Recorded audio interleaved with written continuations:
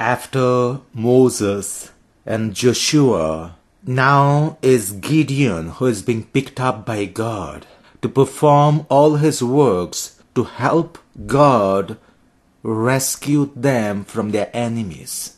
Now an angel of the Lord appears to Gideon while he is doing some work, and he is being told, "The Lord is with you." And Gideon doubts, if God is there with us, how do we don't see it? Rather we see the opposite.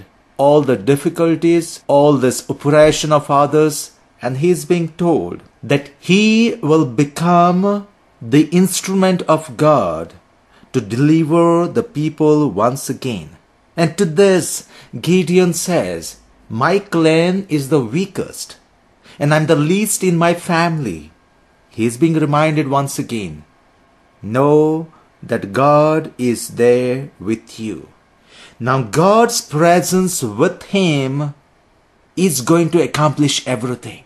When he asks for the sign, he is being told to put down the meat and the unleavened bread that he brought on the rock and pour the broth on that. And taking his own staff from his hand, the angel of the Lord touched that meat and unleavened bread, and it was consumed with fire. That was the sign presented to Gideon to tell him that the Lord is with him and he is being chosen for a special purpose and a special mission. Now the same is with our lives. God can pick up any one of us, and he continues and continually picks up each of us for a special purpose, for a special mission, not necessarily to rescue us or rescue the whole of the world and the whole of the country, but to rescue us from something, to lead our surrounding in something, to make the world better. But our questions would be, but how? How can I do that? I'm the weakest. I don't have that capacity. And God, if he's asking of us, if he's inspiring us, it is being told, God is going to be there with you. But it's so hard for us to trust him. These words of trust, or these words that God is going to be there with us, seems to be so difficult. See, in the gospel, Jesus tells the disciples that it is going to be so hard and so difficult for a rich person to enter the kingdom of heaven with all his riches, with all his wealth. Difficult, but not impossible. Difficult when one tries to make those riches as God. So you see this contrast between the first reading and the second reading, or more details and explanation of what the reality is. In the first reading, it is with God, everything is possible. God can accomplish even with the weakest of the person.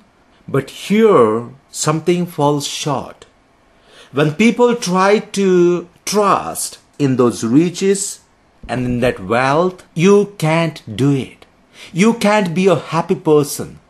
And don't think that this entering the kingdom of God is entering heaven when you die and finish from this world. You cannot be part of this kingdom of heaven here and now. You cannot be that happiest of the person. You cannot be one with that God. You cannot be that channel or that instrument of God in this present life. Be part of that kingdom of heaven here and now with those riches unless and until you change your focus. It's not wrong to have wealth and riches, but it's going to be difficult. You need to have your eyes fixed on God rather than on this wealth and riches, or use this wealth and riches to promote this kingdom of God. Use those riches for the sake of this kingdom of God. And with that, everything is going to be possible because you are there for God and you totally believed and trusted that God is there with you. Let us ask that this could be our life every day.